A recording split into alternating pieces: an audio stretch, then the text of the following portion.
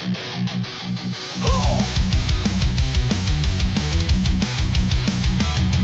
not building walls, I'm building bridges to greatness. Demanding excellence, no time for complacence. Act right or act out, the choice is always clear. My presence is my power, my standards draw the line here.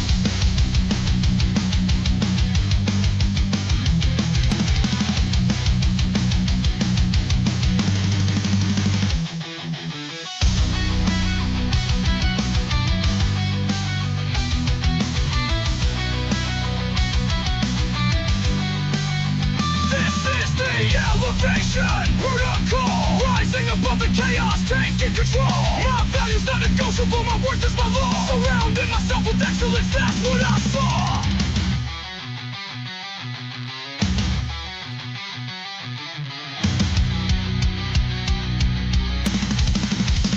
I'm not building walls, I'm building bridges to greatness. Demanding excellence, no time for complacence. Act right or act out, the choice is always clear. My presence is my power, my standards draw the line here.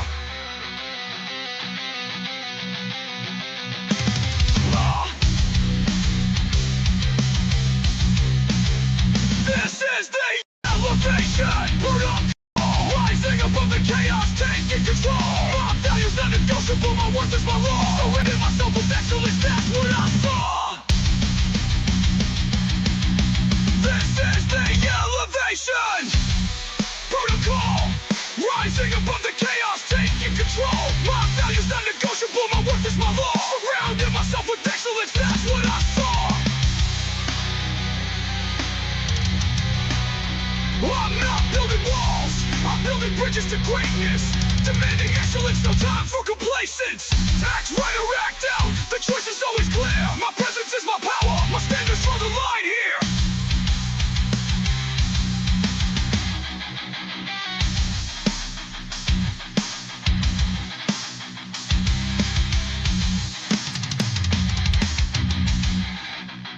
I'm not building walls, I'm building bridges to greatness.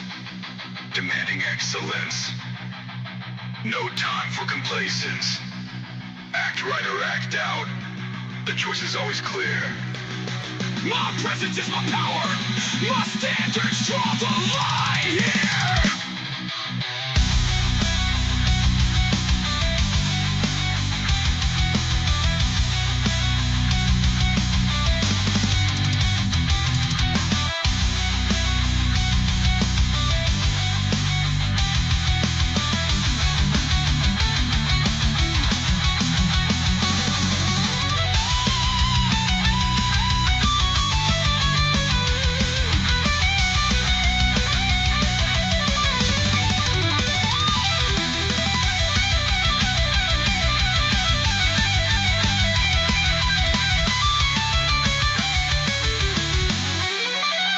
I'm not building walls, I'm building bridges to greatness. Demanding excellence, no time for complacence. Act right or act out, the choice is always clear. My presence is my power, my standards draw the line here.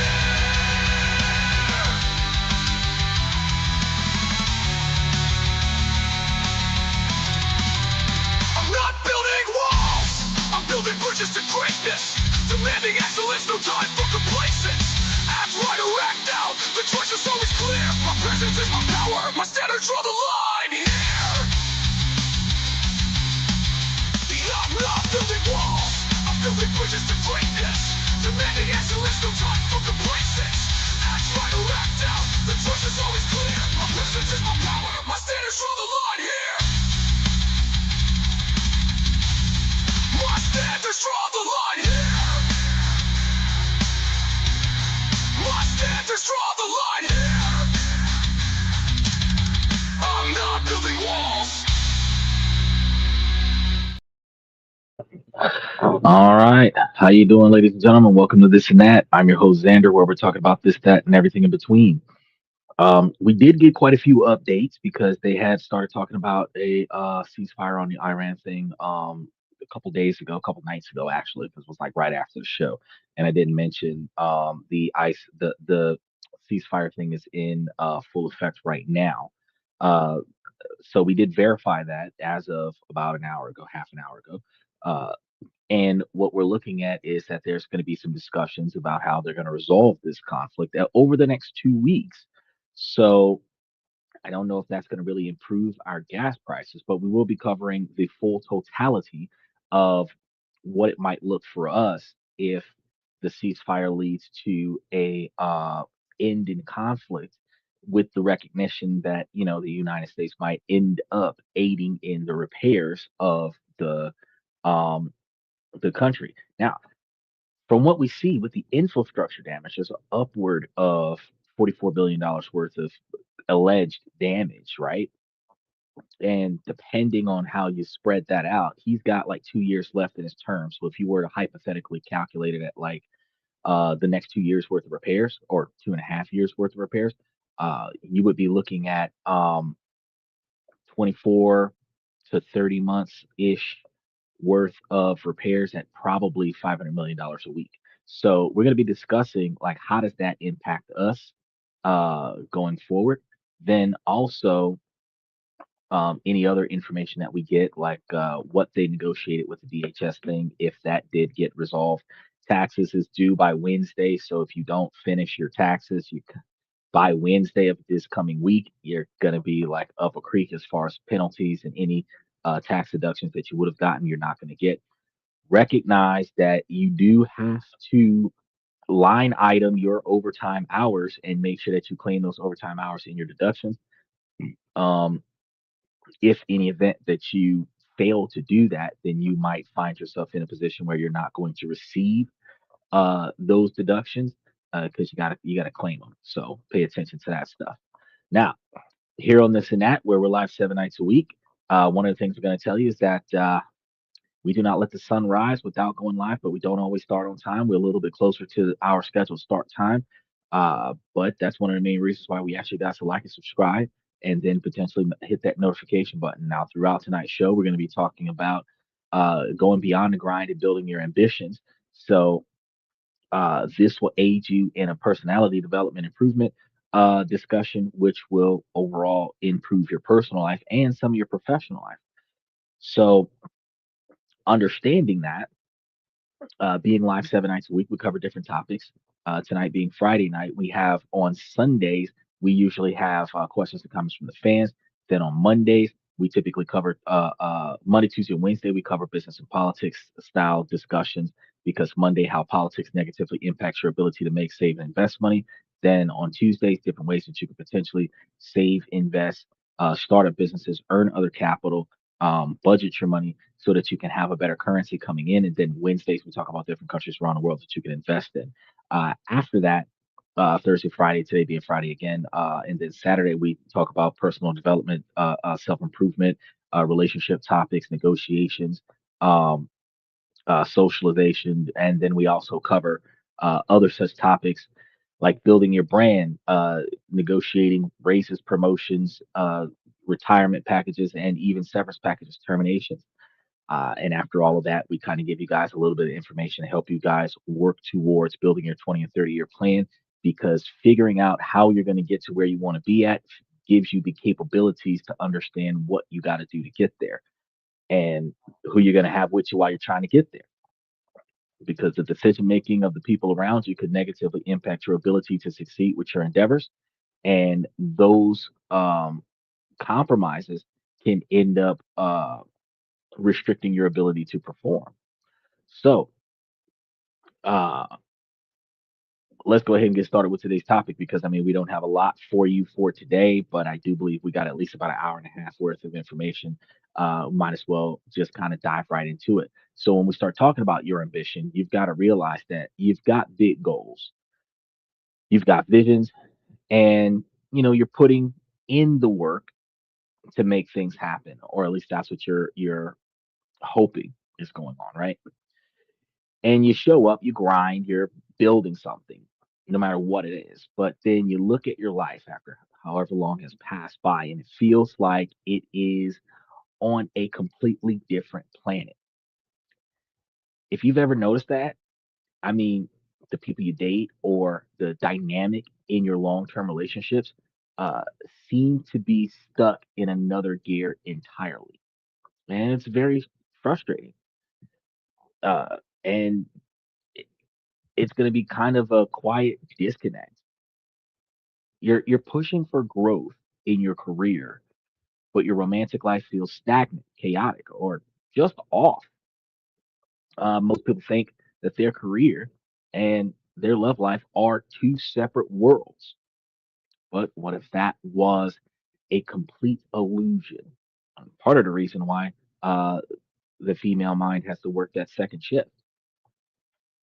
What if the very same psychological blocks that hold you back from your next big career move are also, with stunning precision, determining who you attract and the kind of relationship that you build? This isn't a coincidence, it's a system. Your internal world, your hidden beliefs, your fears, your relationship with success doesn't know the difference between your desk and your dinner table. It's running the same software every time. And the reason that you feel like you're living two different lives, the higher achiever in the office who somehow settles for the low effort relationships, is because these invisible forces are at play. You might be exhausted from constantly switching between your ambitious self and your relationship self, never feeling fully seen by the one person who's supposed to be your partner. Now, the tension is going to be real here, and it's very, very draining. I don't know if you guys have ever understood or realized this, that when you're in a situation where you are not actually in the middle of a conflict with somebody or something, but you think about that conflict that you had with someone or about something, and you find the stress overwhelming. You find yourself drained. And when you find yourself in that position where you've kind of calmed down from getting yourself amped up by rethinking about the past, you find yourself exhausted, right? This can happen in your relationships too. And in tonight's show, we're connecting the dots. And we're going to unpack 5 core psychological blocks that dictate both your professional success and your romantic destiny. More importantly, I'm going to give you clear, actionable ways to dismantle them so that you can build a life where your ambition and your relationships are finally powerful and in sync. Now, this is going to be about ending the internal tug of war and becoming one whole person. Special shout out to Michael. He says mental stress leads to physical stress. Mental and psychological and emotional discomfort of any kind, be it stress, be it pain, anxiety, turns into physical pain. And we've covered this in a lot of situations.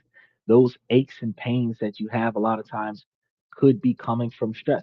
And I know that we understand that migraines are like stress headaches, but ultimately a migraine is high blood pressure, high tension from high stress, which that high blood pressure causes poor circulation. Poor circulation can cause uh, lack of distribution of the appropriate ATP and NAD plus through the body, which prevents the regular oxygen to get into the muscles and everything that you need, which starts causing muscle spasms, which starts making you feel really, really shitty. And this is all before you end up with blood clots and heart failure and all this other issues. But understanding that stress leads to anxiety, anxiety leads to constant fear leads to hyperventilation, asthma, passing out, loss of oxygen, lightheadedness. There's a lot of stuff going on where your psychological and emotional state, your emotions, can directly, catastrophically impact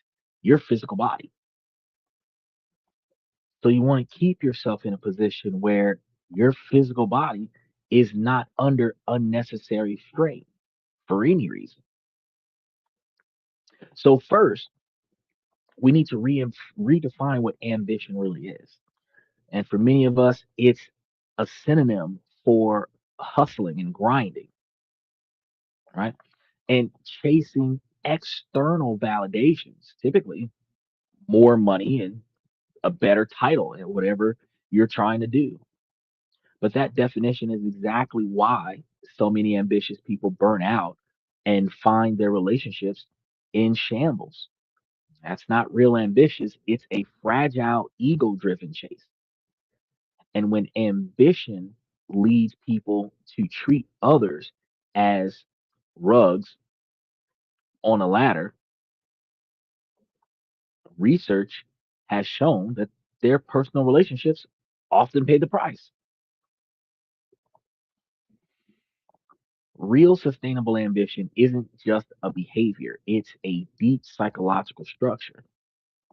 It's an internal engine made up of four critical layers. If any of these are weak, the whole structure becomes unstable. The first layer is going to be the vision. And I don't mean a fuzzy goal like I want to be successful, because that's what you think about when you're like 8, 9, 12. It's like, I just want to be a successful person. I just don't want to be a failure, right? A real vision is a high definition, emotionally compelling picture of a future that you want. It answers, what problems do I have to solve? What impact do I want to have? Where a clear vision provides deep, intrinsic motivation that protects you from the burnout. A weak vision is, I want to make a lot of money. I want to be a millionaire before I'm 40 or 50 or 60. But a strong vision is more to the magnitude that I want to build a company that solves whatever problem that exists, giving me the freedom to work from anywhere and spend more time on the things that I find meaningful. Now, one is a shallow wish, the other is a world that pulls you forward. Now, the second layer is going to be identity. And this is maybe the most powerful force in human psychology. You don't get what you want in life, you get what you believe you are. That's why they tell you fake it till you make it. If you pretend like you're successful until you become successful, that's the quickest way to get there. That's not 100% true. But your identity is your mind's thermostat. So if you secretly believe that I'm not really leadership material, your subconscious will find a way to sabotage any success that gets you too far above the settings. You might procrastinate, pick an unnecessary fight, or blow a big opportunity just to get back to the familiar temperature of your identity of not being boss material. Right? I had a buddy. He was supposed to be moving up into the company. He was going to the management trainings. He was going to the seminars. They were taking him on the retreats. They were grooming him for management material. He didn't believe that he was management material. And then one day he tells me that they're passing over him for his raises, and he was frustrated about that. And I was like, well, I mean, what's the issue? You know, and then when he started going over like the accusations that they were telling him, well, he made a negative comment out loud on the floor that was a gender targeted comment. Probably shouldn't have said that. Used a few swear words. Probably shouldn't have said that. Probably negatively impacted his promotion, but that wasn't it. After about a 30 minutes to an hour of talking to him, found out that he apparently had a fight in the storage room. And I'm sitting there like, the fuck is you doing? Scrapping with folks in the storage room. You lucky you still got your job. Oh, it wasn't his fault. Blah blah blah blah. The other guy got fired. You're right. Maybe it wasn't your fault, but as a manager, you're not supposed to be throwing fists for any reason. You're supposed to be able to delegate the situation, talk down, de escalate the problem. Since you don't have the authority to reassign the person, remove yourself from the situation, let it go undone, and let another supervisor step in to take control over a situation that's beyond your control. You're not supposed to put yourself in a compromising position. He didn't bump heads with somebody, Lord. So clearly, he didn't get the promotion. He's mad at the company because it's the company's fault that he didn't get the. No, bro. You done said stuff you're not supposed to say. You're doing things that you're not supposed to do because subconsciously you didn't believe that you were management material. So subconsciously you kept doing things that would prevent you from succeeding. Eventually, he got fired off of that job because he didn't believe that he belonged there anyway. Self fulfilling prophecies. If you believe that you're a failure, you will do things and then sometimes don't even take accountability for doing them and sabotage your own success. You didn't make it because somebody else was better than you. You didn't make it because you didn't want to, right? The third layer here is going to be your emotions. Every action is fueled by an emotion. The question is, what kind of fuel are you using? Ambition can be fueled by passion and courtesy and curiosity, the unknown. So not just being nice and not just really wanting to accomplish something, but what if? That's clean, sustainable energy. Or it can be fueled by fear, shame, insecurity. Now that's the dirty fuel, right? It'll get you moving either way, but eventually that dirty fuel clogs your engine, leading to the anxiety and emptiness. Research on perfectionism makes this painfully clear. When ambition is driven by a fear of not being good enough, it's highly correlated with anxiety and depression. So you might be climbing a ladder, but you feel miserable the whole way up because your fuel is toxic. He says, see a lot of self sabotage in people. I think it is because they don't think they deserve it. That's exactly the point. That's exactly the point. A lot of times, a lot of times people will deliberately do things so that they don't succeed. And a lot of times people accidentally do things. There are other times where people are overwhelmed in the environment that they're in.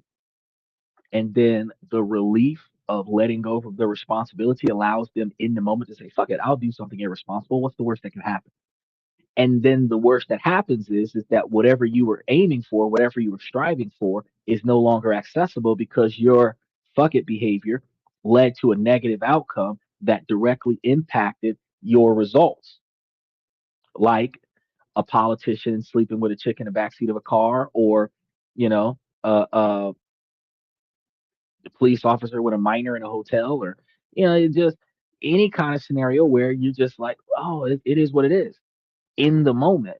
And then after the fact, when your boss finds out, when your cabinet finds out, when your constituents find out, when the voters find out, because usually things that happen eventually come out. And when they do, it completely destroys whatever it is that you had built, right? And one of the worst parts about it is where extortion comes from is that typically people self sabotage and do things that isn't really all that wrong, but it is personally embarrassing. And as a result, they will do anything to keep that embarrassing moment from coming out into the light. And that's when they start paying lots of money and doing all kinds of compromising things, which kind of makes a bad situation worse to keep that negative behavior from their constant success. Now, those who don't have it like that usually find themselves failing instead of succeeding with the skeletons in the closet. But we've got to change the way we think about these things. Now, the final layer to this is going to be habits and motivation styles. Your habits translate your vision into reality. But what drives those habits? Psychologists distinguish between doing things because of external pressure to get a reward or avoid punishment and autonomous motivation, where you're doing things because they align with your core values. Research on high performers shows that autonomous motivation is a powerful buffer against burnout, while external motivation makes it worse. And this explains why those motivational videos burst out energy as soon as you think that you're going to do it, if that energy never lasts because they aren't connected to who you really are. It's just something that's in the moment. And it gives you that burst of motivation to get up and try something that doesn't really navigate what you're trying to accomplish. That's also one of the reasons why I tell you guys that when you're in a relationship and change is necessary, that you first decide to change for yourself before you start asking your partner to change. And one of the reasons being is because of this exact same dynamic. If their motivation to improve themselves is contingent to external validation from you, whenever they're not satisfied with you, they're not going to continue performing because they're not making that change for themselves. They're making that change for you. If you are making a change for yourself, and that will positively impact the other person, then you are going to stick to the change, whether they change their behavior or not, because you are improving for yourself. Now, in that dynamic, their behavior will not contradict your motivations to perform because you're not motivated by their satisfaction, which is your external validation. So, like Michael said, do things that make you happy. Happiness leads to higher levels of endorphins. That is true. Success leads to higher levels of endorphins. Success in the things that you value is even higher, right? The feeling lasts longer and the ability to achieve, you find yourself with way more energy. The ability to achieve goes way further. When these four layers, vision, identity, emotion, and motivation, are aligned, you have a powerful engine for achievement. When they're not, on the other hand, that instability doesn't just show up at work, it shows up in your living room. Now that we got what real ambition is, let's look at the saboteurs. Now, these are the five hidden psychological blocks that are quietly derailing your career and your relationship. The first block we have is limiting beliefs and the upper limits problem. He said, before I had money, I worried about everything. Yeah,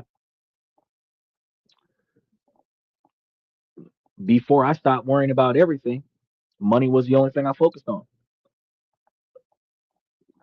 You reach a point in your life where you recognize that money is a tool, not a necessity. It is a tool to get the resources that you might need, but it is not a necessity. It is a tool. When you stop chasing money like it is your lifeline, you start finding more value in life. You start finding more value in the things that you try to accomplish. You start approaching um, situations in ways where your satisfaction is imminent. But a lot of times you find yourself, well, first and foremost, the problem that we had growing up is that we spent more money than we made. And then when we needed money for the things that mattered, we had already wasted the money on the things that didn't. Then we end up in a position where the um, things that don't matter we regret getting because the things that do matter we can't afford to have. Then we have situations where we're trying to cover the spread, where we're not sure if we got enough money, but we have a timeline of performance. We have money coming in, but we're not sure if it's going to get here at the right time. We're trying to make sure that everything goes according to plan. In that whole phase, you're stressed out because you are counting more money than you need, but you're counting more expenses than you have money for because you only have what's available, not what hasn't gotten here yet. And you have a due date that's around about when the extra money is supposed to come in, but it's more than what you have, but not as much as you're supposed to get, right? And when we're in that situation, even though the situation might work itself out eventually, you find yourself in a position where you're just stressed out for the sake of what if I don't have enough in time? In time.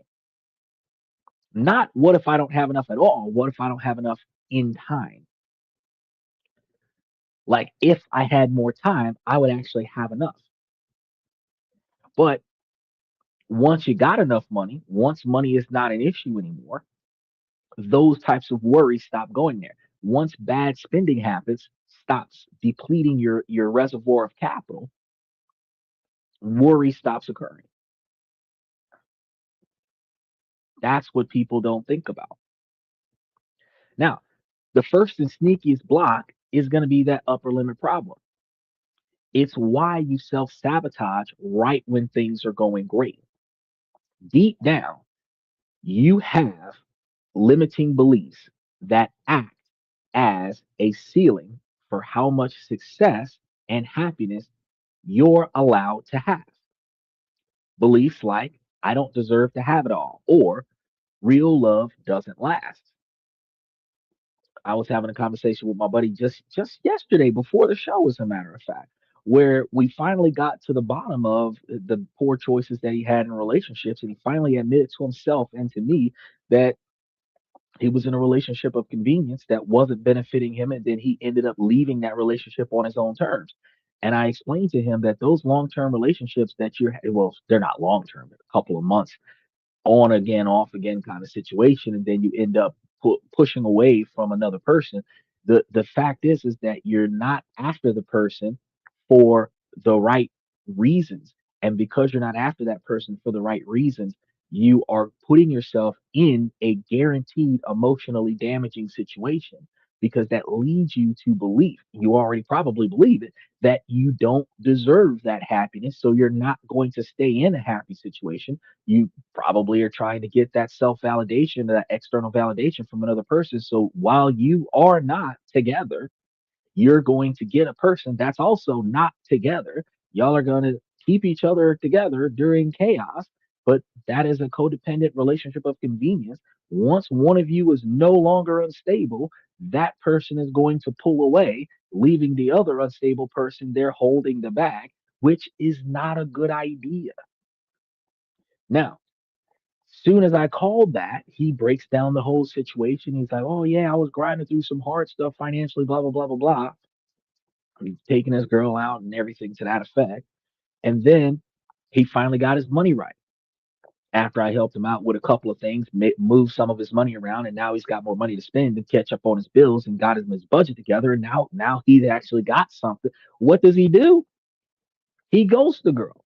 He gave her advance warning that he was going to ghost the girl, but he ghosted the girl. And I'm sitting over here like, why did you even get in that relationship in the first place? Michael says weak minds. It's not just it. I could say partially it would be a weak mind, but it's more of a weak spirit. Okay. When you don't have faith in yourself, your value of yourself is low. No matter what society values you, if you value yourself even lower than that, whatever society is willing to offer you, you're going to believe that you don't deserve that. Then you're going to aim for something even worse than your perspective, even worse than your standard. So before your mind tricks you into believing that this is all that you're worth, your spirit has already given up on a situation and determined that either I only deserve to suffer, or I only deserve to be unhappy, or I don't deserve to be successful and happy and valued, and then forcibly make bad decisions that put you in a position where you're not happy, you're not satisfied, you're not valued, you're not in a good relationship, and all of this stuff is internal conflicts. He said you have been trained hard to break bad habits, but you can't do it. It is. He said, but no girlfriend now. Nah, he ain't got no girl. Well, she still texts him, but no girlfriend now, technically. But yeah, you can. It takes like 66 days to build a habit, and it takes twice as long to break a habit, in most scenarios. So if you've been doing the same thing for the last 5 years, at least 2.5 years of not doing it in order for you to say that you're comfortable to know that you can run another 2.5 years of not doing it. But it's going to fully break the habit. If you've been doing this for 5 years, it's going to take you 10 years of not doing it before you can say, yeah, I'm not going to do this. Right. That's why a drug addict that's been a drug addict for 10 years can be clean for 15 years and then fall off again because it would take them 20 years to fully be gone from the situation. Either it's fun to read people, you know, there's a psychological level of self-empowerment when you can read other people and know what they're going through and know what they're thinking and be able to empathize in a way where you can benefit from the conversation. But it's not as fun when the people that you value, you read the situation and you're calling it like it is, that this is going to be a negative situation, almost like a psychic, and they don't believe you, and then they end up doing something they're not supposed to do, and they end up with a negative outcome, and then they come back and tell you about the negative outcome. That part's not fun. Now, I'm a little bit different than other people because I'm not going to be the one that's like, oh, let me help you out of that. Nah, fuck that shit, bro. I told you there was a grave over there. You had one foot on the banana peel and you stepped over that grave anyway. When you fell in, if I don't start throwing dirt on you, bro, I'm just going to leave you there. There's no reason why I'm going to bail you out of this because I tried to tell you. They say the killing the messenger metaphor. The true to life facts are that when I give you information and you don't take it, and then you come back and tell me, because you don't have to take my information, but when you don't take it, and then you come back and tell me how you failed, first thing I'm going to say is, what happened to the information I gave you? Because if it's not working for you, it's got to be not working for you because you're not using it, right? But you're going to find that in your career, this is that thermostat that I mentioned. If you land a huge client, you get a promotion, then what? You inexplicably get sick, start a dumb argument, miss a deadline. You create chaos to bring things back down to that safe level that you're used to. That's what a lot of people do. And here's the kicker: your subconscious applies that same limit to your relationships. You meet someone amazing, they're kind, supportive, ambitious, feels perfect, too perfect. Suddenly, you're picking fights over nothing. You're obsessing over a tiny flaw. You're pulling away unnecessarily. You're unconsciously creating drama to bring the relationship back down to a level of happiness that you believe you deserve, which is far less than what your partner believes that they deserve. And this is going to be why some people find stable relationships boring and chaos feels like home. You might even find yourself dating fixer uppers, which is what my homeboy was doing, because they ensure you that you never have to face the terror of a truly great relationship that would force you to grow, do better, and be better. Because if they're broken and you're trying to fix them, they're still beneath you. No matter how fucked up you are, if you got a fixer upper,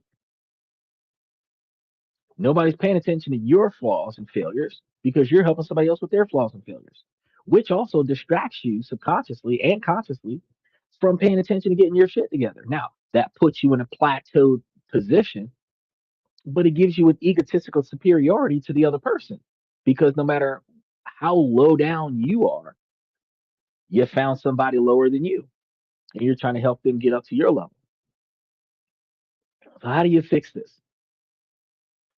You got to become a detective of your own patterns first. You got to keep a log for a month. Notice when you create drama for yourself or for someone else. Notice when you feel a wave of anxiety right before a win, right after a success, a great date, a successful project. That's your upper limits. Then you have to consciously normalize a higher level of success. Spend time in environments that represent your next level. Go to a high end hotel for coffee. Join a group with people playing a bigger game, right? You're not faking it in this situation. You are recalibrating your nervous system to accept that this new, better level is safe and normal. And before I move on to the second block, I want you to understand, if you've ever seen one of those dare programs from the early 90s, late 2000s, the scare straight scenarios, the other ones outside of the scare straights, because the scare straight ones will take you from the environment that you're in, bring you to a worse environment, and show you that it could be worse. But they have other mentorship programs that will take you out of the environment that you're used to and bring you to an upscale environment and then show you it could be better. Once you know what better looks like, you have a fundamental coordinate to cross reference to where you are. Now, I tell you guys all the time that you're not supposed to compare yourself to the person next to you, but the lifestyle that you have versus the lifestyle that you want, and the difference between the two is where you sit at the table. Once you realize that you could literally go sit over there and be successful, the only thing stopping you is you and the decisions that you make. Once you've experienced that, that is when you start making better decisions. That is when you start doing things differently. Is it a secret? Never tell people about my issues, period. Otherwise, it becomes their problem as well. Uh, I wouldn't say that. I would say that to the magnitude that I would not tell other people that are in my closer inner circle that I have problems, because they might utilize those problems as ammunition for sabotage in my network. And I know a lot of people will say, well, why are you getting the kind of friends that you can't trust? You're supposed to keep your enemies closer than you keep your friends. Your deepest, darkest secrets should only be disclosed to a complete stranger on the opposite side of the globe, as far away from you as possible, that has no value in you, no interest in you, and no interest in remembering the information that you gave to them, because they don't benefit from regurgitating that information anywhere else. As a result, them taking your deep secret and doing anything with it is not going to negatively impact you. For example, if you had a situation where you wanted to get some stuff off of your chest and you want to go to a therapist, you don't go to a therapist down the street from your house. I know that's what a lot of people do, but the therapist works and potentially lives in your city, in your neighborhood, potentially goes and gets coffee from the grocery stores that you get coffee from, shopping at the places that you shop at, go to the same movie theaters that you go to. If they ever talk about their job off the clock, what happened to you in your local neighborhood? When you go to a therapist, you go to a therapist on the other side of town. You go to a therapist in another city. It nowadays with fintech, you get on the phone and you have a therapist that's in another state. When they get off that call with you, they heard your problems. They provided you with the counsel that you needed. You unloaded, but your deepest, darkest secret is thousands of miles away from you with a person who could give two shits about who you are. That's the person that holds your secrets. The person that shows up and knocks on your door every day, the person that tags your social media platform every day, the person that updates your status on a regular basis, the person that represents you in-person social functions, that person should not know anything about you that could destroy you unless they were involved in it directly, right? Because that prevents the ultimately, when the people closest to you recognizes catastrophic failure, and I'm not talking about the humanizing vulnerability where you can empathize, like they crashed a car, you've crashed a car, empathizing. I'm not talking about that. I'm talking about when you really fucked up, like socially unacceptable fucked up, right? The people who find out about that would look down on you. You don't want your inner circle to lose value in you because you're going to them for whatever the case may be. And as a result, you got to be careful who you talk to about what. Yeah, your inner circle is supposed to have more core details about what's going on in your operation than your outer circle. But your personal failures in life, the deepest, darkest, like incriminating ones, typically needs to be a stranger on the opposite side of the globe, because that's the only way you're going to keep yourself from having that resurface.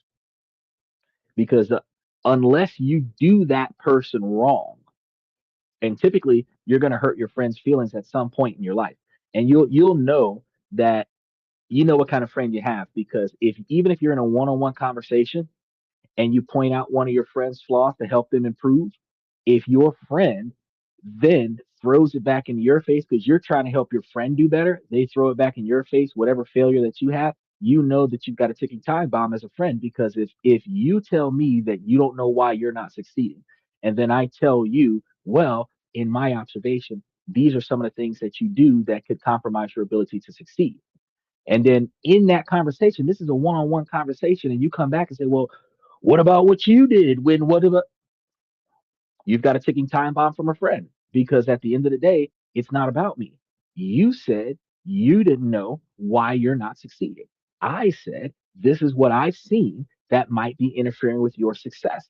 This conversation is about you. So what I did, whenever, whatever, got nothing to do with this conversation, because I'm not scolding you. I'm not fussing at you. I am bringing it to your attention that your concern is a valid concern, because where your failures are coming from is my external observation of your behavior patterns, and this is what I see. Now, again, this is going to be one of those double-edged swords. Confiding into your best friend, it builds a strong bond, but it sets a ticking time bomb, because if they can throw it up in your face in a one-on-one conversation, they can also throw it up in your face in a group setting and do it in a derogatory sense where they can sabotage your entire success in that network. So you want to be careful with what you do with your personal information. Michael said, I got scared straight. They took me to a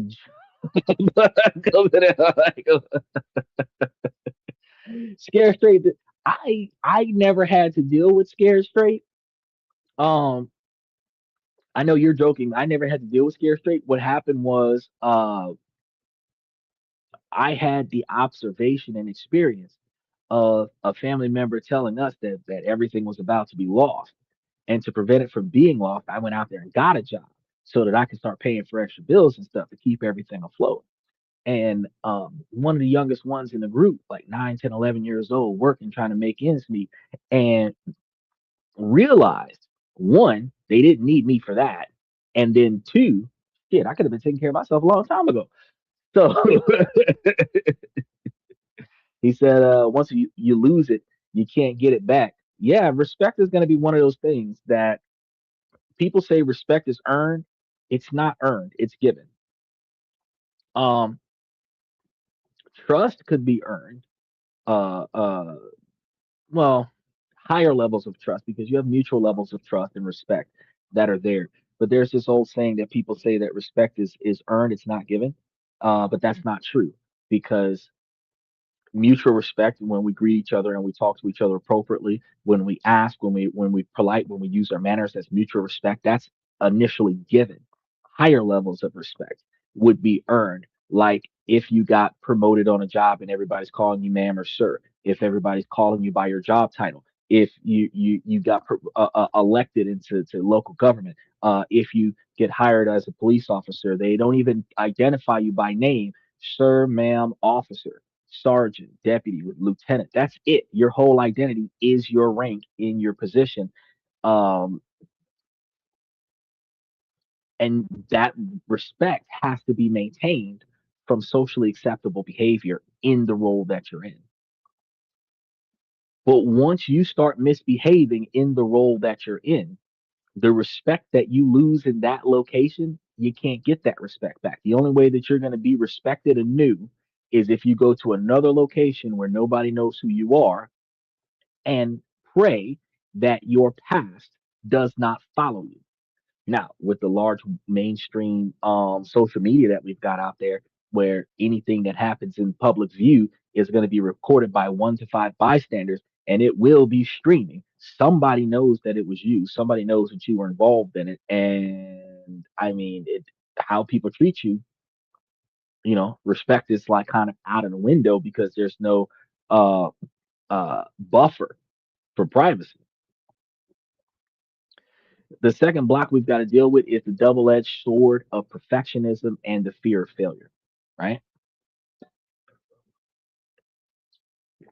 Now, this block here, many ambitious people wear like a badge of honor, perfectionism.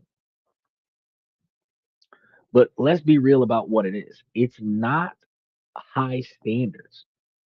It's the fear of being judged, plain and simple, which is one of the reasons why I told you, you tell your friends certain things, but you don't tell your friends everything.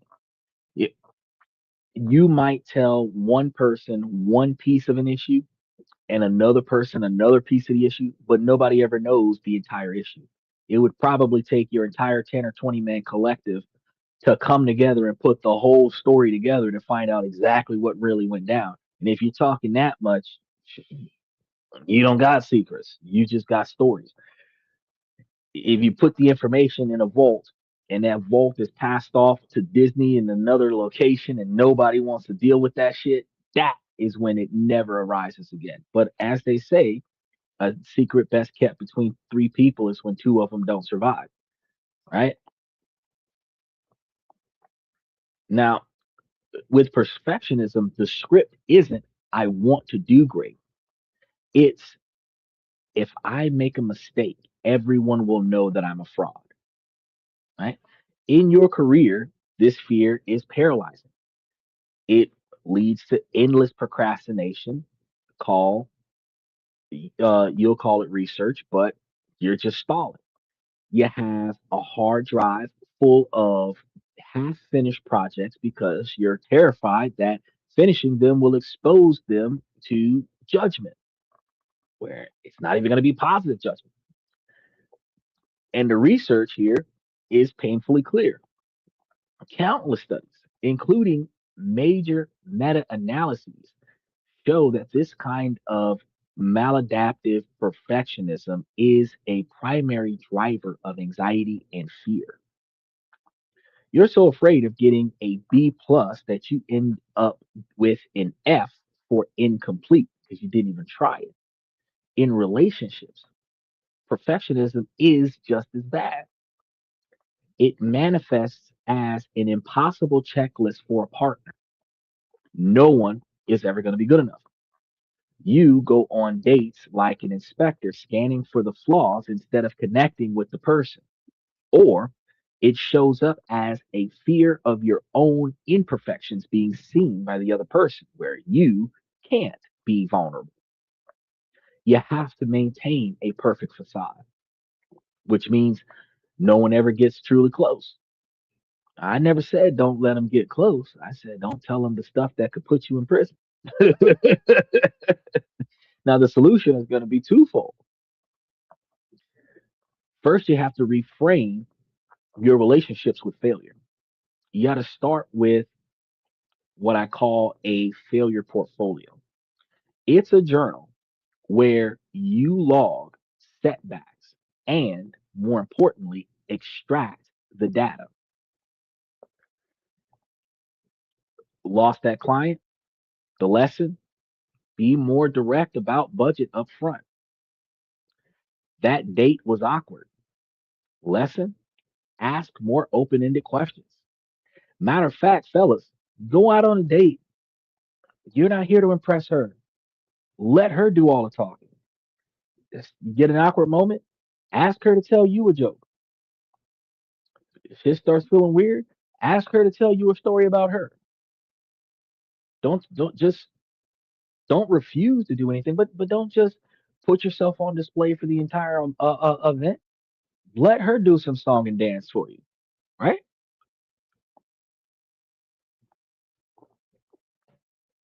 The shit doesn't go the way it's supposed to go. Take notes. Michael says, gotta learn imperfections in people, but not all annoying ones. Well, you gotta understand that the annoying ones are typically habits and mannerisms that other people do that just really either gross you out or just frustrate you. Like a person who taps on a table. If you're highly stressed, that tapping will annoy the fuck out of you. If you weren't stressed, that tapping wouldn't bother you at all. But because you're always stressed, hanging out with somebody that taps all the time, it's it's not negatively impacting anyone else, but because you're already under a lot of pressure, it just sends you over the deep end, right? An imperfection like individuals who weren't taught how to eat appropriately at a restaurant or anywhere for that matter, and they're chewing with their mouth open, talking with food in their mouth. You got a weak constitution, and you are looking at somebody while they have food in their mouth, and you can see as they chew up and digest their food, it might make you gag a little bit. That's a pet peeve for you, you know. But you could always sit on the same side of the table as that person so that you're not looking into their mouth where their bad habit doesn't affect you. It's all in how you handle it. There's certain things that are little annoyances, like you don't smoke or you have asthma and you're dating somebody who does. Or you don't drink, or if you do drink, it's not a lot, but the person that you're hanging out with gets drunk to the magnitude where you got to carry them back to the house. It's frustrating, especially if you quit drinking and smoking and you're with somebody who's drinking and smoking recreationally. You don't want to impose on their personal choices, but the smoke is hitting you in the face and they keep offering you a glass every time they get a refill. It is indirectly applying pressure on you. That is an annoyance. So you there are imperfections like visual imperfections, dialogue, lack of conscious, lack of common sense that is imperfections that you can deal with, but then there's other things that indirectly impact you and frustrate you to a magnitude where you would not be able to sustain that long term. And that is different from recognizing your failure in the relationship and your failure in the project, where what you personally did is the reason why this went south, not what the other person did. He said, I used to smoke, but I won't go out with someone who does. That's my point. If you used to smoke and you quit, now when you go out, before you're tempted to smoke, if someone else, you find out that they're a smoker, you're probably going to cut that conversation short. Or if you finish the evening with that person, this time you're not going to go back out with them again because you're not interested in smokers. You put that behind you. That's not something that you want to do. That would be a deal breaker or a pet peeve that um, has nothing to do with your failure as a person. It is your the pride and value in yourself that you will not compromise your own values to allow somebody that smokes around you after you quit smoking. So you said, I'm not going to smoke. No one else around me is going to smoke. I'm not going to start dating a person that smokes and say, well, I will date this smoker so that I'm not alone. No, instead, it's like, well, I don't smoke. I don't want to date a smoker. She smokes. I'm not dating her. That's kind of how that works. You know, so tonight's topic is all about first person accountability. So when failure becomes a data point, it's no longer in indictment of your own individual worth. It's just the learning points to self improvement. The second thing you want to do is you want to practice the art of good enough instead of it's got to be perfect. It's got to be 3 inches away from the wall, 5 feet off the floor. It's got, you know what I mean? Good enough. It's not touching the wall. It's good enough. It's not 100% straight, but it is not like tilting and everything falling off the table kind of thing, right? Your new mantra is ship the B minus. I'm being serious. Ship the B minus. Send the 80% perfect email. Launch the website with a few typos in it. Action is the antidote to the paralysis of perfection. Because if it's not perfect and you keep tweaking it and keep tweaking it and keep tweaking it, it'll never launch. If it's not perfect and you keep editing it and editing it and editing it, it's never submitted, it's never sent, it's never published. I understand that you'll do a first draft. By the time you get to the third draft, if it ain't good enough, that's it. The final draft is number four, the attempt four. Third time should be the charm. So if the only thing that you're missing on attempt number four is maybe the regards at the bottom of the page or the date or page numbers or something like that, but that's pretty much it. If you miss something, fuck it, let the editors fix it. Right now, block number three: the sneaky fear of success and responsibility. And this is going to be the shadow side of fear and failure. And it is way more common than you think. It's the fear of what happens when you actually get what you want. It's really a fear of the consequences of success. Because when we think of consequences, consequences is always observed as being something negative. Actions have consequences, meaning bad choices have bad consequences, but actions have good consequences too. And the consequences of success are going to be more visibility because you're going to end up more in the spotlight because you did something, more pressure because you're going to have to achieve more often, and higher expectations because if you've already done this, I know you can do that over there. If you've pushed a 5 pounder, now you got to push a 20 pounder.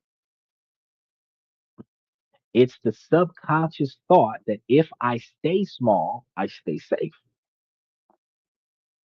This has a huge impact on our relationships. One of the biggest unconscious fears is that your success will threaten the people that you love. If I get the promotion, will my partner feel insecure? If I build this business, will I outgrow my friends? You got some individuals like, man, I want that partnership or I want that CEO position, but it requires me to move to another city or another state or another country. And I don't want to put that burden on my partner or my family. This fear of disconnection can cause you to subconsciously dim your own light, or in a twisted form of self protection, you might choose partners that you know will eventually outgrow. You- You're going to find somebody that's plateaued beneath your expectations while you're not where you want to be at in life. It's a relationship of convenience. But as you grow, you're outgrowing this person because they're good where they're at, and that's going to be because it feels safer than being with an equal who might leave you behind. He says, you'll have no success in life if you lift a finger. If you don't lift a finger, he says, you will have no success in life if you don't lift a finger, unless you won it or inherited it. But you're not going to win it unless you signed up for the competition. You got to put in effort. So that requires you to lift a finger. Inheriting something really only requires you to show up to collect it. But that's probably the easiest one of all is to just show up and collect it. But you've got to know that somebody that you're related to passed and left something behind, and you have to know where to go and collect it. And you still got to lift a finger because you got to pick up a phone and call somebody, pick up a phone and text somebody, get an email from somebody, get a letter in the mail and respond to that letter. You still have to apply yourself. So you can't even win the lottery or inherit someone else's estate without putting some effort towards it. Because, I mean, yes, the success that you got came from somebody else. The fact is that you can't inherit the success without putting the effort into signing the paperwork to collect the success. You then mail me the check. You still got to put in the effort to tell them where to mail the check. You want the money, you got to tell them where to mail the check to. The solution is to design a version of success that feels liberating, not burdensome. So, what if your version of success wasn't a corner office, but a business that lets you work 20 hours a week from the beach? When you design a success that aligns with your desire for freedom, the fear of being burdened dissolves. Then you practice communicating your ambition as a shared journey. If I can get this business off the ground, we will have the freedom to travel. My growth allows me to be a more present and abundant partner for us, right? This turns your ambition from a wedge into a bridge. Because he's being a perfectionist. Well, it depends because if you wanted that check to be mailed to you, you got to tell them where to mail it. If you don't, you won't get it. You can't cash it. If it was direct deposit, you got to give them the correct bank information. They can't wire transfer without the correct account and the wire routing number. So, uh, to step away from being a perfectionist, you have to be able to provide enough information to succeed, but you don't have to overachieve on a distribution of information. You know, people that self-identify as intellectuals, individuals that self-identify as like scholars and brilliance, they deliberately use overly complex dialogue and overly share information so that they can put in so much uh, uh, uh, detail to make you feel like that's a lot of stuff. Perfectionism. It's external praise. If I make this job seem harder than what it is by going into how much detail it takes for me to get there, then I'm in a position of making it seem like I did a lot of work. But look at if you've ever seen one of those cop shows with the forensics analysis, like they literally touch three buttons, press a button, watch a centrifuge situation. They type in a sentence and press enter, and then they watch the computer scan a bunch of other things. They're literally with the advancements of technology, waiting on the microwave to ding and waiting on the computer to ping and let them know that the algorithm did enough. Now, yes, there's some back office work that they got to put into that situation, but when they're explaining all of that stuff in such a large detail just to be able to tell you the person on the left. That extra information wasn't necessary. It was done to emphasize the level of knowledge of the person that obtained the information. And notice in every crime show, the person doing all that distribution of information, everybody's annoyed by the extra information. Like, come on, can you just tell me who did it? Can you just tell me what weapon it was? Can you just, you know what I mean? Because it's not necessary. The overly intellectual, the perfectionism position. Michael said, I had an English teacher who was a perfectionist, had more red ink on my exams, giving you the feelings of job security. Well, yeah, that's actually going to be the outcome is that when you put all that extra effort into it, where it seems burdensome and nobody else knows how to do it, it does give you a sense of security with your job because if nobody else knows what to do because you made it seem so complicated, it makes you look smart. It makes people believe, like, wow, they're so good at what they do. It takes a lot of time, it takes a lot of practice, but you can also summarize it and be more concise. So focusing on your own personal success instead of thinking about, man, I want that corner office, I want that free time, you know, that free time to myself by getting that promotion, recognizing that promotion leaves you from being a brick and mortar worker to a digital nomad worker. That's what you're striving for. The fourth block, and we're halfway through this, so make sure that you guys like and subscribe. Emotional burnout and a scarcity mindset.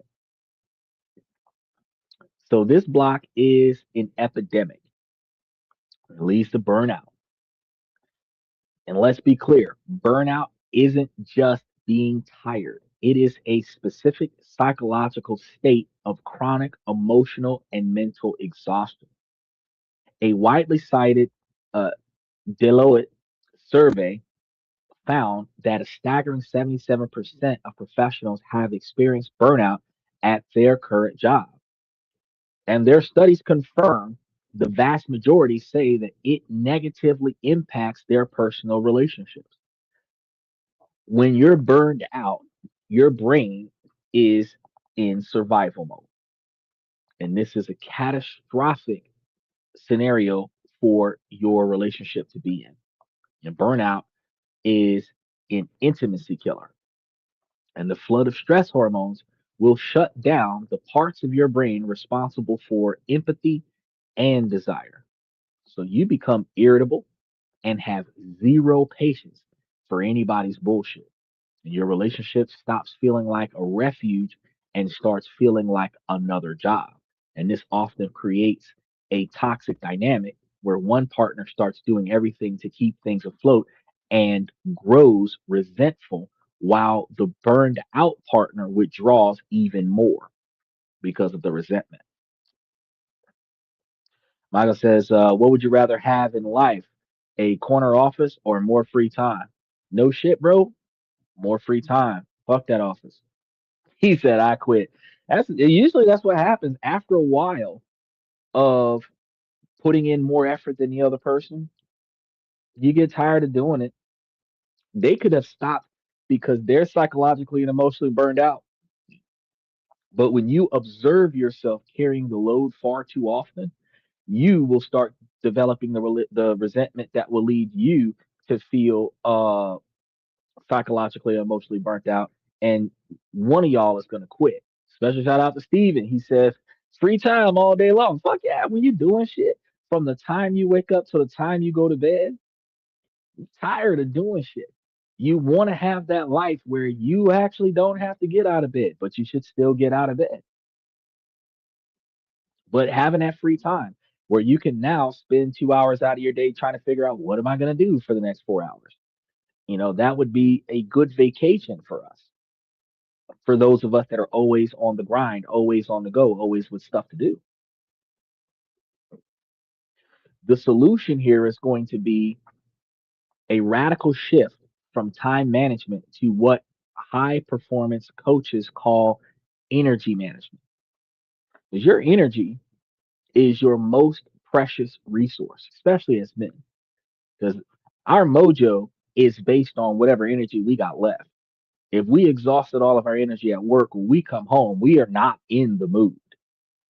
You find us in a mood on our day off, not on a day when we'd have been unloading trucks for the last 12 hours. Especially since the guys got to do all the work most of the time. We don't really have much mood left, especially over the age of 30. You know what I mean? So you got to protect this. You got to protect your energy. That means non negotiable expectations for behavior around your sleep and your recovery time.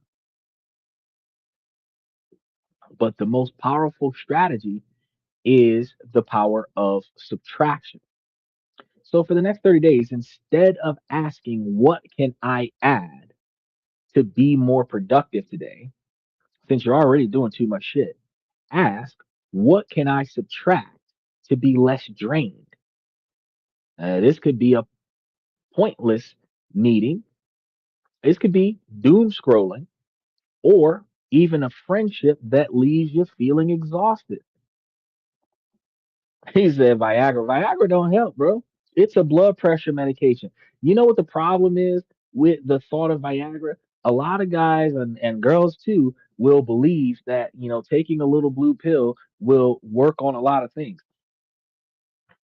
When you are going through the motions, even with intimacy, you will find yourself less willing to get started. You'll find yourself less willing to stay in it. You don't have the psychological and emotional drive. It starts feeling like cardio. It starts feeling like work, right? You start getting disappointed like Al Bundy when Peggy wanted to get some. It's not the same dynamic as you really want to be with this person. right?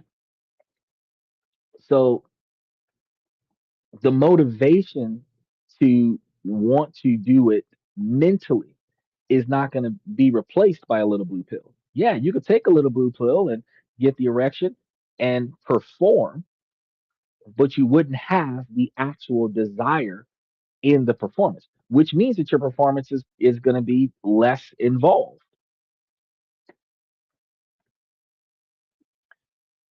He said, "Will you hear that? No, he's a lap dog now." That's the point. That's the point.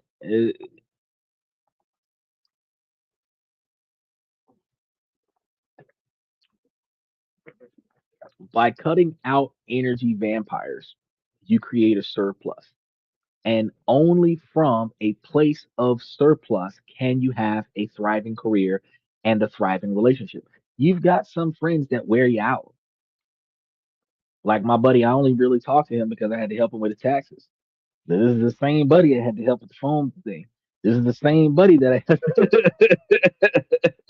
to help with the other thing. This is the same buddy that I talked to about the bad relationship and the wasting his money on his mom and the same buddy. But it's like once a season. It went from every day to once a month to now once a season. Less has become more.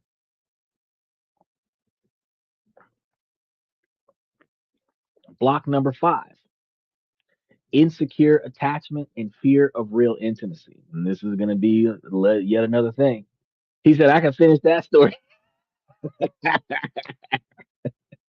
once every 6 months.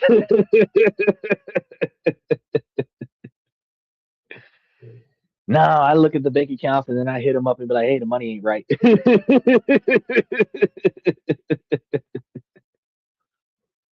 Now, this last block is the deepest one because it's usually formed when we're kids and it also impacts our attachment styles.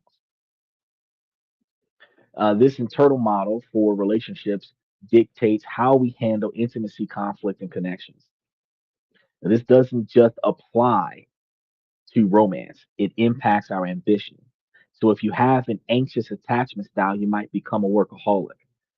So, if you are a workaholic, you might understand that you have an anxious attachment style that overworking to prove your worth to your job and soothe your internal anxiety. When you find yourself duty bound to your job where you just can't stay home on your day off because your job needs you. No, the fuck they don't. You don't go in, somebody will, or they'll just run that bitch shorthanded. The motherfucker will not close if your ass don't show up. Now, if you don't show up often enough, they'll replace you, but you ain't got to go in every time. If you're a salary employee, once you put your hours in, you don't have to go in every time. I mean, if you're a cop, maybe. If you're a Fed, maybe, where you're like a CIA agent on an investigation trying to catch a bad guy kind of thing, you might have to put some hours in. But the average person, Office Depot worker, Lowe's, Walmart, all that other stuff, the average CEO, the average lawyer that does 45 hours a week. That's it, bro. You don't have to be on call after that, right? You got to understand if you have an avoidant attachment style, you might resist teamwork. You always work alone, right? Or you keep your goals vague to maintain a sense of detached independence, capping your ambition. Because if there's no details, like I want to be successful, you can define that as anything. You can successfully survive the day without losing your life, and that be successful.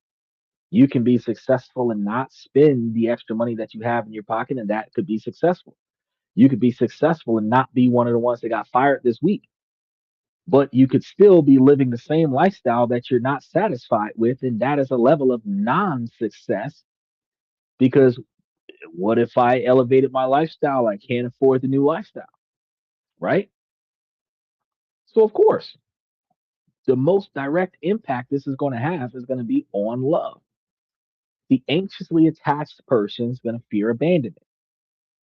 often choosing emotionally unavailable partners because the dynamic of winning them over feels familiar. The avoidant attachment person is terrified of being smothered. So when a partner gets too close, they feel a primal urge to flee, pushing a good person away because intimacy feels like a threat. The solution starts with self awareness. You have to diagnose your pattern, read about attachment theory, and reflect on your relationship's histories with radical honesty. All of your romantic relationships, all of your platonic relationships, because a relationship does not have to involve physical intimacy. It could be your best friend since you were high school. It could be your boyfriend. It could be your wife. It could be your girlfriend. It could be your kids. Certain relationships could be unhealthy for you, sometimes based on your behavior, but sometimes based on theirs. And their behavior only exists in your presence because you allow it. So we got to ask yourself a question. Are you the chaser or the distancer? Once you know your style, you can consciously practice the behaviors of a securely attached person. If you're anxious, learn to self soothe instead of immediately demanding reassurance. If you're avoidant, practice small acts of vulnerability, like staying in the conversation for 5 minutes longer when you want to run. You could be involved in a conversation and listen longer than you talk. You can be involved in a conversation and add more to the conversation, even though you ran out of stuff to say a long time ago. By taking these small contrary actions, you are literally rewiring your brain for security, proving to yourself that intimacy is not a threat, but a source of strength. So let's hit a pause button real quick, guys, because we're three-quarters of the way through this.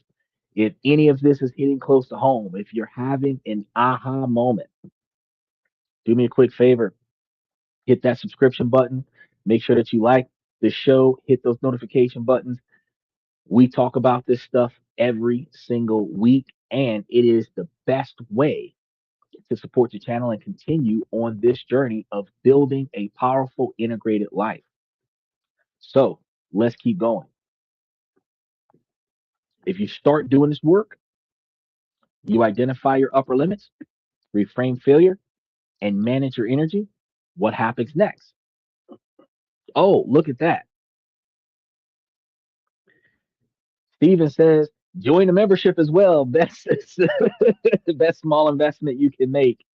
Oh, Steven, look, speaking of the membership, so I was gonna put it in there today. I just created this. So um I grabbed 18 of the 54 stocks from the core satellite portfolio, pieced them together to roughly about 12% overall for the portfolio to be a tax friendly portfolio. But some of the big hitters that we got right now, PSC, Orchid Island, Ellington Residential Trust, and a bunch of other ones that I put them together, and I had organized a um, portfolio, dividend paying portfolio, 100% dividend paying portfolio, which would benefit you with growth, and it'll benefit you from tax benefits, but it is all dividend paying stocks. So I got stuff like Johnson Johnson, all the oil companies together, and I was like, I need to throw this into the membership. So I'm going to throw it in right after tonight's show because I know I do have to start putting some of the other things in there. So I'm glad you mentioned the membership. But I was sitting there thinking because I was talking to a real estate agent last month, and she gave me her contact information, and I told her that I was going to share with her the information about investing and give her like some uh, um, portfolio styles.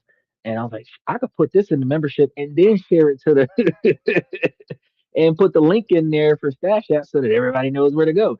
And they can just click the link and go straight to the thing and, get everything set up and just grab those stocks. And what I did was I didn't just grab a list of stocks like the ones that you would see going across the screen during the show. I actually calculated the percentages of each stock, where if you did it off of $100,000, whatever, that the percentages of this stock would function effectively the same, where you got like 13% of this one, 20%, well, 13% of this one, 7% of another one, 5% of another one, so forth and so forth, where the big growth would be on the first 55%. The mid-level stable ones will be the 30% in the middle, and then the 20% would be the anchor. And I had organized all of that stuff, and then I had a little bit of an explanation towards the bottom of it to explain how to rebalance it. Where if you put the principal new investment on the real estate investment trust with the high 20-21% values to it, and then you take the dividends from that and rebalance it into the other stocks, you can effectively have more cash coming into your portfolio and have effectively more dividends coming out of the higher percentages, and then rebalance that into the other shares, where you could find yourself in a position where there's more profit coming to you over, and build have a portfolio built for longevity, and still have the diversification of the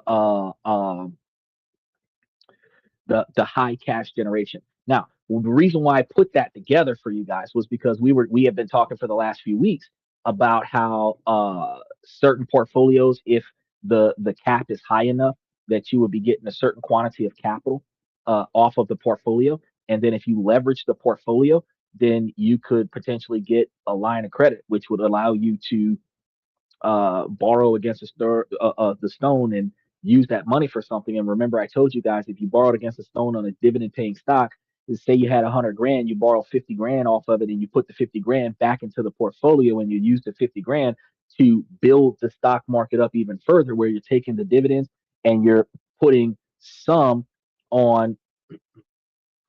No, Stash App does not automatically pay taxes, but what they do is they give you the tax forms that you need to file with your taxes, to show what profits you made, what losses you have, and then you can claim some of your losses on your taxes versus some of the gains that you had, and potentially not have to pay taxes if you lost over the course of the year more than $3,000 in your investment portfolio. So if you made like $3,300 over the course of the year, and you lost $3,000 over the course of the year, where the overall average is like a $300 profit, then you end up with only $300 of taxable income, which would probably hit you for like $3. And even if they tax you at the higher levels, like $10, is not going to kill your whole portfolio when you first start out. So there are some tax laws in there where some of the stocks, which is why it's not like the whole portfolio itself. It's not a full 20%, because the REITs are taxed normally, and some of the other stocks that I grabbed are tax exempt, or not taxed as high. And the lack of taxation gives you a little bit more of a portfolio over the long term. And then when you're putting more money on the growth stocks, or not the growth stocks, but um, the tax deferred or tax exempt stocks, the more money you put in there, the less stocks you're paying taxes on.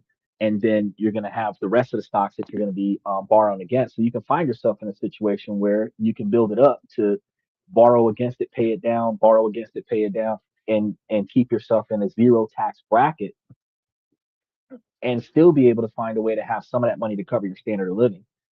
Where if you had 100 grand and you're living a $30,000 lifestyle, you have 100 grand and you borrow 50 grand out, and then you have your 30,000 for your lifestyle, and you putting the other 20 grand back into the portfolio, and you're rebalancing and paying down at the same time. You can find yourself with a higher portfolio, and your standard living is covered for the year, where the profits from the portfolio paying off the debt, tax exempt, called the tax blanket situation. So I put that together, and I'm like, yeah, I'm gonna go ahead and stick that in. I just didn't get around to doing it because I actually had a couple of clients that I did before the show, and then by the time I realized it, I was like, oh, I gotta start. But yeah, I'm glad that you mentioned that, because I'm putting stuff in there on a regular basis. It's been a week, I think, since the last time I threw something else. No, it's been almost a week since I threw something in there, but I'm going to start throwing a lot of stuff in there since the next month is already set up for us. I'm going to be throwing some stuff in there to make sure that we get what we need to keep you guys on the up and up. Now, um, during uh, this particular change, the entire romantic landscape around you is going to change when you start making improvements with yourself. The people that you attract and are attracted to shift completely. And this is one of the things I was telling my buddy the other day. Because if you change the way you behave, you will not discourage people that you would want to be in your presence. And when you change the way you behave, you will not encourage people that you don't want to be in your presence to be in your presence. And ladies, you also pay attention to this heavily. Assortive mating and raising your value principle. This is the first principle. There's a well documented principle in sociology called the assortive mating principle. Put simply, like attracts like. People tend to pair up with partners who match them in key areas like intelligence, value, and yes, their level of ambition.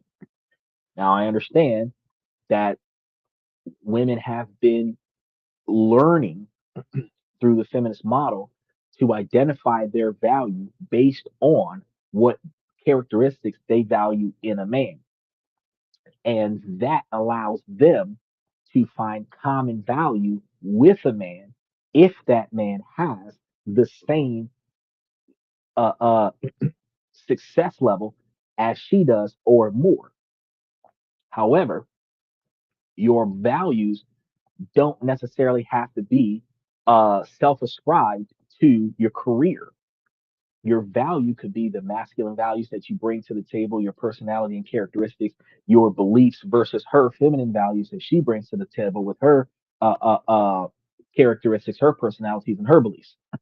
And if you have some common values where you both find yourselves traditional family oriented individuals, you would bond better than independent person trying to partner with a family oriented person or a self sufficient person trying to partner with a lone wolf that doesn't want to have partners. So when you begin to heal your psychological blocks, the most important thing that changes is your own perceived value. So when you operate from a belief that you are flawed, you unconsciously signal this and attract partners who confirm it. You tailor disrespect because someone uh, on their level you believe is going to give you what you deserve. So you tolerate, but you will tailor yourself to disrespect because you will tolerate on some level and on other people's levels your belief that this is what you deserve. But as you build a secure identity, your perception of your own value skyrockets. You no longer see yourself as a project to be fixed, but as a prize to be won. Not just a I'm the prize, go girl. Ooh. No, like seriously, you are a person of value. And this naturally makes you more selective. So you stop swiping right on low effort profiles. You start asking different questions on dates. And instead of what do you do for fun, because I don't give a fuck what you do for fun. I want to know how I'm going to benefit from you being with me, right? You're now asking, what are you passionate about? What's your ambition? Where do you want to be at in your life? Your standards rise to meet your rising self worth. You one of those guys, passport bros, you're gonna fly to another country and you're gonna uh grab a chick from the Philippines and bring her back to the United States. Your first question isn't gonna be what does she do for fun in the Philippines? Your first question is probably gonna be, Are you willing to relocate to my country? Do you have kids that you'd have to relocate with you? Do you have pets that you can't live without that you'd have to relocate with you? And am I going to be the one paying to relocate you? Because if your goal is to bring her with you, her being willing to go is more important than what the fuck she does for fun. Because whatever it is that she does for fun on an island is not going to be the same thing that she's going to be doing for fun in a landlocked state. She ain't going to the beach no more. She going to the pond if you can find one. See what I'm saying? Your non-negotiable expectations for behavior, where you see yourself in your future, and how you expect this person to incorporate themselves into your future.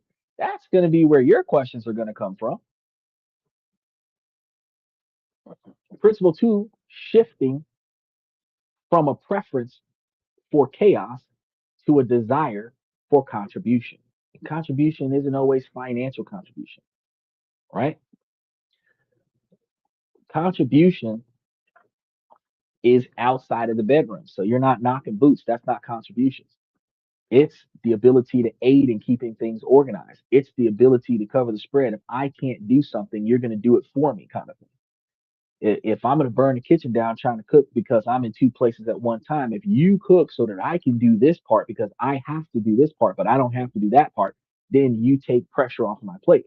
If you take the car to the mechanic because I don't have time to take it to the mechanic, then we can work the situation out. I can drop the car off at the mechanic, go to work. You can pick the car up from the mechanic, bring the car to me on my break, and then I can bring you back to the other car on my break, and then you can take the car home. We can work this out where you aid me in not being in two places at once, and that's a contribution, right? Now that's going to go both ways, but the fact is that the contribution from a first person perspective is you have to find a person that is contributing towards you the same way you are willing to contribute towards them. So when your inner world is defined by insecurity and fear, you are unconsciously drawn to that chaos. Dramatic, unpredictable relationships feel compelling because they match your internal state. You mistaken the anxiety of an unhealthy attachment pattern for chemistry. Got butterflies in your stomach? No, that's hypervigilance. As you heal, your attractions fundamentally shift. You stop being drawn to chaos. You start being deeply attracted to stability, consistency, and contribution. The boring vanilla parts of life. Ambition in a partner stops being a threat and becomes incredibly attractive. You see it as a signal that this person can set goals, delay gratification, and navigate the world effectively. You stop looking for a playmate and start looking for a teammate. Your attraction shifts from seeking fireworks to seeking someone to build an empire with. Whether that empire is a business, a family, or a life of adventure, doesn't matter what it is. The next principle, the third principle, is going to be the self expansion model and a growth driven attraction. And this is going to be the final uh, science of a long term relationship that gives you a huge clue.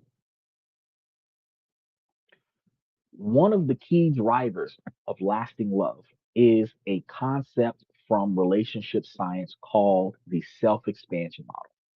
The theory is that we're most drawn to people who help us grow, who expand our sense of self, by bringing new ideas, experiences, and perspectives into our lives. A relationship thrives when it feels like a journey of mutual growth, not individual success or individual burden. When you're actively working on yourself, you are in a constant state of self expansion. As a result, you become magnetically attracted to other people who are also on a growth path. Y'all don't have to be going in the same direction as far as one of you wants to be a civil engineer and the other one wants to be a teacher. You don't both have to be auto mechanics to be on the same path. The fact is that one of you might be heading for Supreme Court justice and the other one might be heading for the dean of the school, but you both have a growth path, right? Their ambition, their curiosity, it all becomes incredibly appealing because you recognize it as a resource for your own expansion. A partner who is also building and learning doesn't drain your energy, they amplify it. This creates a powerful positive feedback loop that is essential for long term desire. You're not just two people coexisting, you're two people co creating. And that is one of the most attractive forces in the universe. Plus, when you heal from burnout, you simply have more energy for the dates, for the deep conversations, for the sex, for being present in the relationship. You shift from a state of scarcity to abundance, and abundance is inherently magnetic. Now, that was a lot of theory, but theory without action is just entertainment. So let's get practical. Here's your 4 steps to plan to start integrating this into your life today. First step, diagnose your primary barriers. You can't fix a problem if you can't see it. So for the next 7 days, act like a scientist and keep a lab note on your person at all times. And anytime you feel anxious, procrastinate, or you feel that pull of self sabotage, write it down. Write down the results of it. At the end of the week, look at that data. What was the main pattern? Is it the perfectionist fear of judgment, the chaos that you create after a win, the crushing exhaustion of burnout? Name your primary saboteurs because it's all within yourself. It has nothing to do with somebody else. It's what you do to and for yourself, right? Awareness is the first most critical step. Step two is going to be clarifying your values and how they drive your vision. Your vision is your North Star. Forget what you think you should want. To uncover your real motivations, ask yourself one powerful question: what am I willing to suffer for? Not what would be nice to have. What is so meaningful to me that I will gladly endure the struggle that comes with achieving it? You want to write that down in your details. This is the version that you'll come back to when things get hard. It's the source of your real power, right? Step three, build an identity through action. You cannot think your way to a new identity. Confidence is not a mindset, it is a result. It's the byproduct of keeping the promises that you make to yourself before you start making promises to others. So you want to stop trying to change your thoughts and start changing your actions, your goals, because this is going to be a finishing line for you. So for the next month, you want to commit to finishing 3 small but meaningful things each week. Finish that book, finish that online course, finish that home repair project.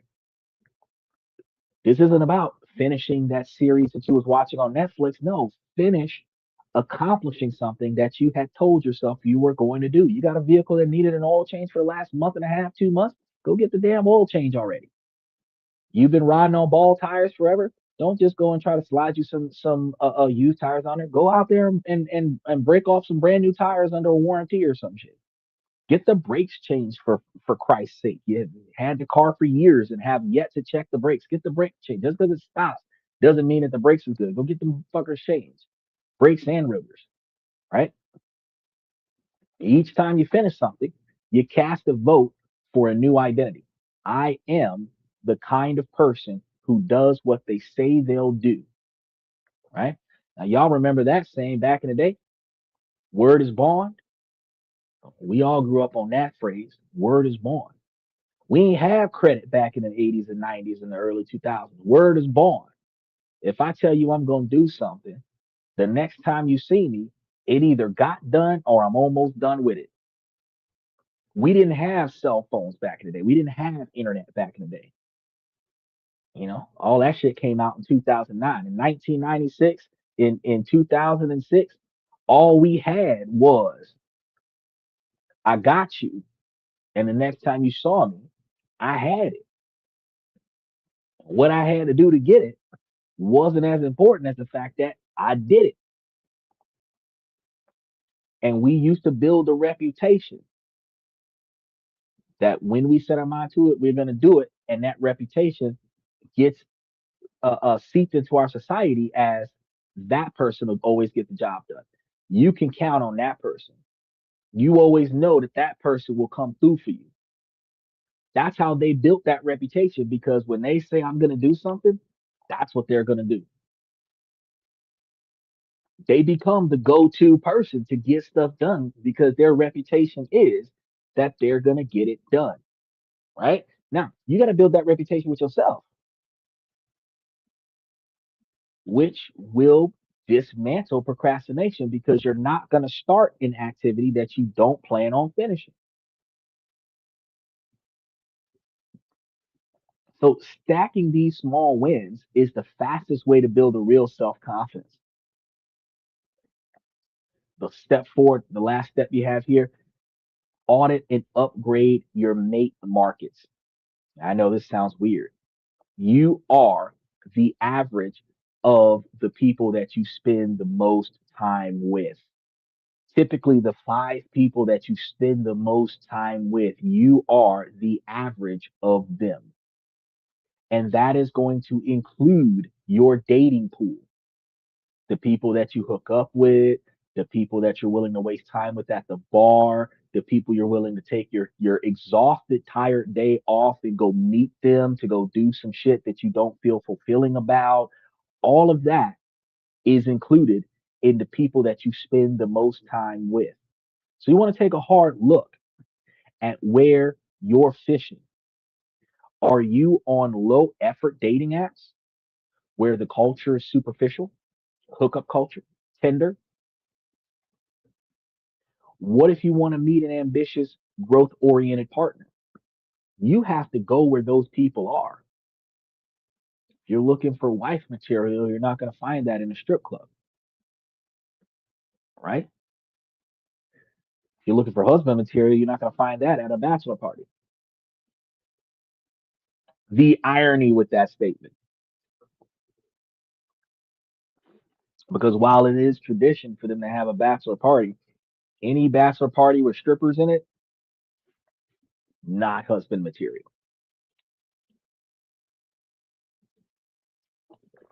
So think about this.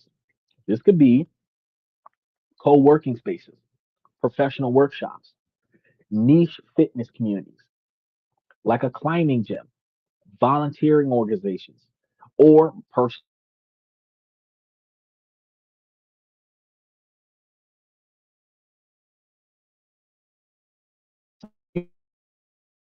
with that internet plugging up. Okay, we're back. So what I was saying was if we're looking at co-working spaces, professional workshops, fitness communities, climbing gyms, volunteer organizations, professional development seminars, these are places that you can go where you can upgrade your environment and you can upgrade the caliber of the people that you meet. Now, here's another thing that you can think about because Stephen, I know you're 36 years old. You're going to want to get out from time to time. You don't know where to go to have a quote unquote good time with a higher caliber group of people. You and I know offhand, go to downtown. Downtown are going to be people that are 10 years younger than you. You're 36. They're probably going to be 20 to 26, and they're going to be irresponsible.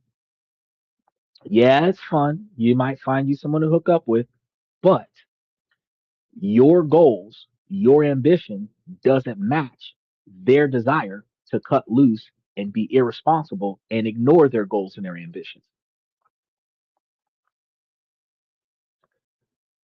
An unorthodox trick to the trade here. If you look up business soirees, like business soirees that are open to the public, meet and greets, right? You will find yourself at events, you know, wine tastings and other such things of a higher caliber, right? Where everyone there is dressed the same way you just bought that suit recently in the same caliber of attire, right? Even if you go to these places once a month, you will only go places where people of higher caliber carry themselves more efficiently. You will communicate with those individuals, not necessarily to pick up phone numbers and everything to that effect, but to have general conversations with people where there is no expectation for the conversation to do anything other than learn how to communicate with this class of people. But what will happen is through this communication, you will exchange contacts, not because you want it, but because they're offering it. And they will inherently invite you to places that you didn't know existed. That's when you start being included in a higher caliber invite only parties, invite only soirees. So now instead of you dropping it like it's hot in a local nightclub that gets shot up every season, you're learning how to waltz for the dinner party at the Embassy Suites or some other high-end restaurant, the Marriott Hotel, because there's a company event at this particular location. You don't even got to work for the company a lot of the times. You just got to know somebody in there and either pay for a ticket to get in or be a plus one guest on the invitation list. That's all you have to do. And now you're in a higher class of individuals. And with your ambition as an undergrad, return student, trying to do different things, you are in the same room with business owners. You can find yourself articulating to them your goals, your dreams, your ambitions. You might not find a girlfriend in that collection, but you might find investors. You might find mentors. You might find individuals that'll take you under their wing and show you how to operate on the next level up. And then you get used to that, to the magnitude where your consciousness will look down on the nightlife in local downtown because in your mind that's a lower class of behavior, which will deter you when you're communicating with a person outside of those soirees. If somebody falls into the question of what do you do for fun, if they say, oh yeah, I like to go to the club, red flag.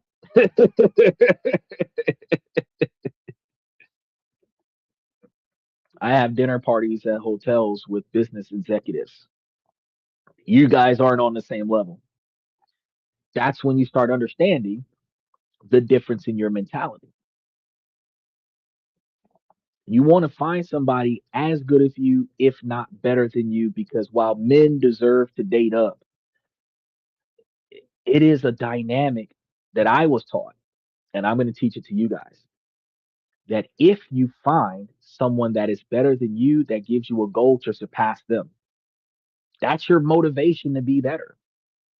If you're at a 5 and you find a 7 and you can reach that 8, that's a growth scenario. And if you're motivating that 7 to be a 9, that's pushing you to be a 10. You're always climbing. But if you're at a 5 and you find a 3, you're trying to get to a 7, you make it to a 6, you're too far from that 3. You start looking at 6s. Your relationship isn't going to last. That's what I'm trying to get you to understand. The mentality shift. For years, you may have felt a huge disconnect between the person that you are at work and the person that you are in your relationships and at the house. But the point is, that disconnect was never real. It was always just a symptom of underlying psychological factors. And these factors are fractures in your psyche. The fear of judgment that holds you back from launching your business is the exact same fear that prevents you from being vulnerable with a partner. It's the exact same fear that prevents you from investing in stock options. The burnout that kills your productivity is the exact same burnout that crushes your libido. You lose the desire to want to even try, right? The limiting belief that you're not good enough for the promotion, for the hot chick across the room, is the exact same belief that causes you to settle for a partner who doesn't treat you right, the one that doesn't have respect for you, the one that's cheating on you with 4 people that they've got on their roster. You've become part of a roster. Oh my God, that's a horrible place to be. Healing your inner world is not a two-part project, it is a one unified mission. The journey to become more successful in your career is the same journey to become a more secure and attractive partner by doing the deep work to build a robust, value driven sense of self. You don't just become more successful, you become a person who naturally attracts and knows how to build the kind of deep, supportive relationships that you've always deserved. You've got to stop trying to live 2 separate lives. Your task is going to build one specific, meaningful, valuable life, one that is integrated, powerful, and authentic to yourself. The world and the right person are waiting for that version of you to emerge. So you want to make sure that you guys take the opportunity to leave in the comments below with the one psychological block that resonated with you the most tonight. Was it the upper limit problem, perfectionism, burnout? Share it in the first steps of owning whatever conditions that you are observing that interferes with your ability to succeed. And if you want to go even deeper, you have got to like some of the helpful information and resources that we put into the membership, which whenever you take the time to go take a look at it, because I should be able to put this multi-step scenario into the membership as well so that you guys can take a look at that as well. Um, that is actually all I've got for you guys for today. Uh, I just realized, man, my shirt looks good. We just got this shirt in. This is one of the this and that shirts. And it's going to be one of those situations where it's going to be dry clean only kind of situation because we don't want to have the uh, pattern to be removed off of it. But I ended up grabbing 3 different shirts, and I'm like, man, this looks really nice in the playback. So I got 3 of them, so I'm gonna be wearing all the other 2 over the next few days just so that I can kind of see like how they project onto the show. But I think that it was a really good spend. Ended up getting for 3 shirts for $24. 3 custom shirts for $24. Isn't that something else? Shipping and everything. And they shipped it over. And They just got here. I thought they were supposed to be here like next week. They just showed up today. I was like, fuck yeah, I'm gonna put one on tonight. um, because when you're building your brand, what do? You've got to promote your brand. You should be logoed out, right? So one of the things that I said to myself, I said, well, self said, I said, well, self, if we're going to build a brand, we've got to build the kind of brand where when we go places representing a podcast, we've got the podcast attire. So they're like, oh shit, I know that shit. I know that podcast. Yes, I know. I made it.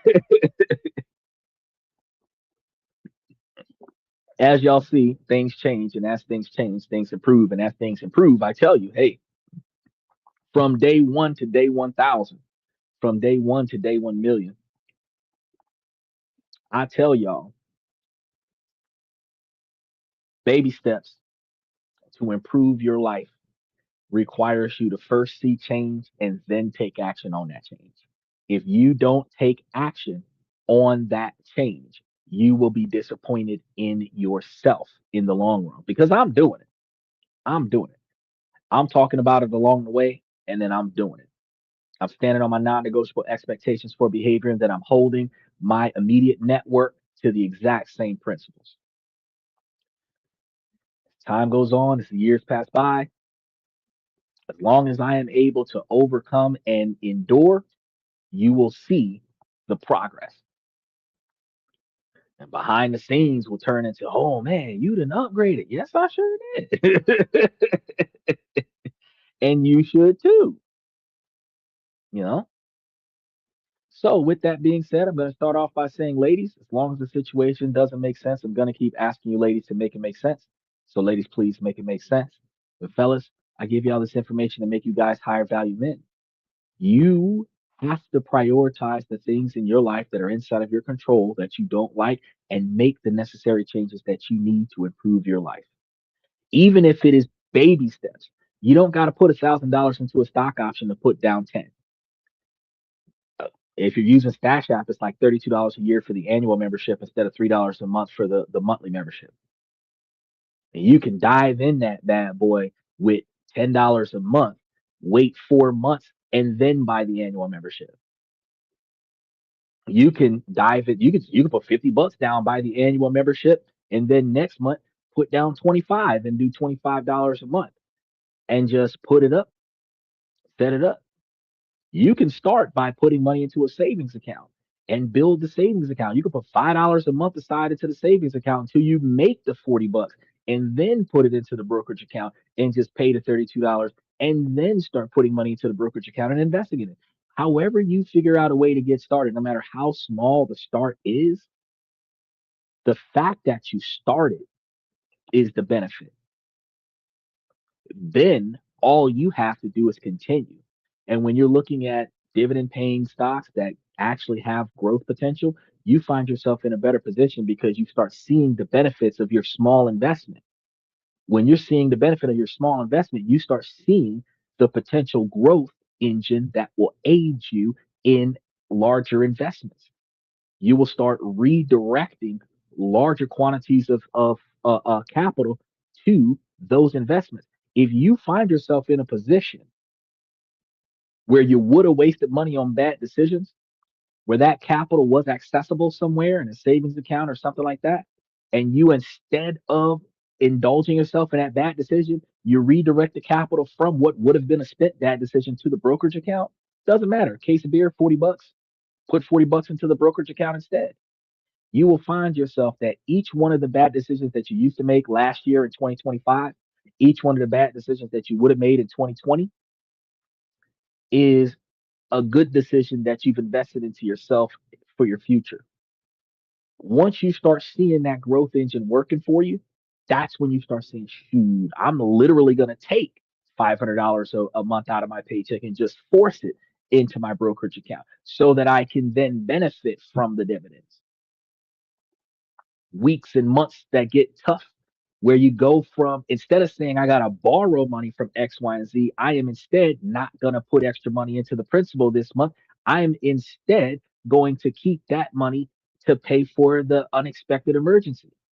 Because since you took the money out of your spending, out of your discretionary, and force it into investments, it is now a habit to invest it. Once you recognize, hey, I got to stop investing for this month so that I can take care of that, your growth is just still growing. You don't have to pull from your principal, right? And that's why I tell you guys, you got to make these changes for yourself. Now, ladies, while this is a male driven podcast for the male's perspective, you too can take this information and make yourselves higher value women. You have to find your 20 or 30-year plan. You have to find your end goal, go into detail, reverse engineer it all the way down to the steps that you need to take today. Proactively start performing those steps. Keep your eyes and ears open for the characteristics, the personality, the ambition, the drive, the motivation. And when you find that person that meshes well with the things that you're trying to accomplish, that is when you proactively put forth the effort to get that person to get you to your goal just as fast, or twice as fast, as a matter of fact, because two people get you to a million faster than one. But it's got to be two goal oriented, driven people, because if you have a coattail rider with you, that person is going to make it harder for you to get there. The more often that you have to waste money on somebody else's efforts, the more often that you have to offset and cover the spread of their financially bad choices, the less likely you're going to reach your goal at whatever timeline you set. And the lack of meeting that goal by a specific time will demoralize you. I thought I was going to get here in 2 years. It's been 5. It'll demoralize you. But if I thought I was going to get there in 10 years and it's been 4 and I've already gotten there and I can start doing more. You have the drive and ambition to get there faster. If you're drawing 20% back from your brokerage, from part of your brokerage, and you're putting that back into your brokerage in a different location and then adding more to your brokerage on top of that, you will see the growth happen a lot faster. Once you start crossing over that 100 grand threshold where you can borrow against a stone, then you start seeing the benefits of what I'm talking about, where your dividends are giving you more money than the monthly payments of your line of credit. Now you're like, shoot, I can take 50% put down, pay it down. I can take 25 more percent out, put it up and put more down. I can continue to just overly expand my portfolio by borrowing against the asset, reinvesting the extra capital into the asset, increasing the asset by 25% or 50%, where it goes from being 100 grand to 150 grand in no time flat. And now the principal is sitting there being paid down by the dividends. I can keep my money in my pocket and just do that. Because 50 grand going in there today might generate me a hell of a lot more than me trying to get 50 grand in there over the course of 3 years. The cost of doing business. But when you reach a point in your life where it's time to stop and your 100 grand is paid down to the 300 grand that gets paid down to the 500 grand that gets paid down, you can leverage that. Because if you're getting 50 grand or 60 grand a year off of your $500,000, your standard of living is paid for, especially if your standard of living is less than that. If your standard of living is half of that, that's even better, because you can now put 30 grand back, keep 30 grand. You don't ever got to do shit. You can always do the same. You can keep leveraging half of your portfolio, putting it up there, and just paying it down. You can find yourself in a position where your LLC can benefit from your high credit status and get you an SBA loan for another 50 grand, where you're now taking money from here and paying off the SBA thing. There's so many different ways that you can go about getting this done. And the more often that you leverage large lines of credit under your name, the more often that you build your credit up, where you're now being invited to the MasterCard for the unlimited line of credit. Now you're charging everything to the credit card, putting all your cash up on a brokerage account and taking a brokerage account and paying off the credit card. Once everything starts going digital, you can even pay your rent with a credit card these days, because you're paying the rent online. You're not bringing a money order to the landlord. So building a life of financial stability, of security, of abundance, that only works when you have the right partner that helps you get there. It works if you do it by yourself, but it also works faster when you have a partner that helps you get there, because the burnout doesn't happen when somebody else is able to take the reins and pull with you. Okay. So I want you guys to think about that. Now, we got a few more things coming up this week. I got to set up Sunday, Monday, and Tuesday. So we're going to be talking about a lot of stuff that you guys are going to benefit from. So I want to make sure that you guys stay tuned to it. I'm going to say that's all we have for tonight. So thank you for coming to this and that. Special shout out to Michael and Steven. I'm your host, Xander. I'm thinking special shout out to Danny Steffen from Twitch and Red Void from Twitch. I really appreciate you guys. That's why I got that tongue twister, because I'm your host, Xander, where we talk about this, that, and everything in between. And I will see you guys tomorrow night.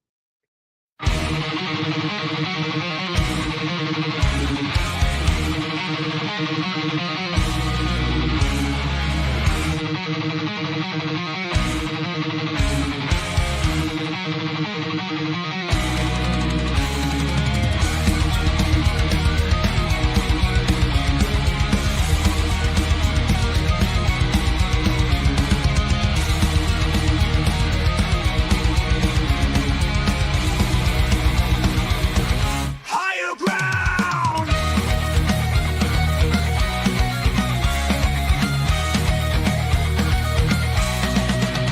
Used to chase validation, now I validate myself.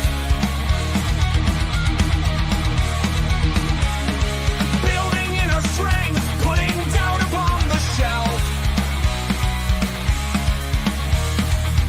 No more unnecessary drama, no more wasted time. Climbing higher, constantly making my own climb. Standing on higher ground where excellence is found. My potential knows no bounds, raising the bar, breaking ground.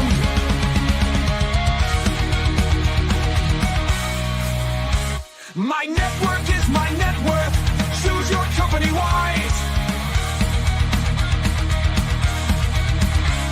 Surround yourself with eagles, not with sheep in disguise. Every interaction is a reflection of my brand. Quality over quantity, that's my personal command. I'm not landing on higher ground where excellence is found. My potential knows no bounds, raising the bar, breaking ground.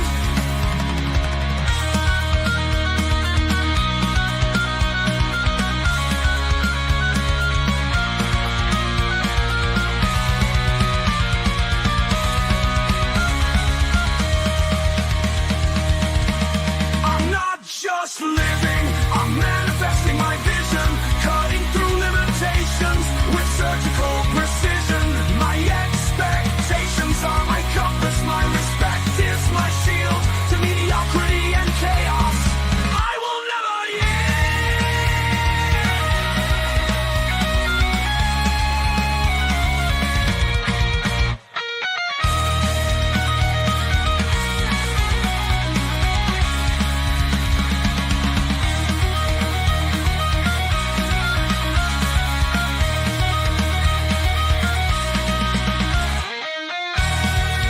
I'm not just living, I'm manifesting my vision, cutting through limitations with surgical precision. My expectations are my compass, my respect is my shield to mediocrity and chaos.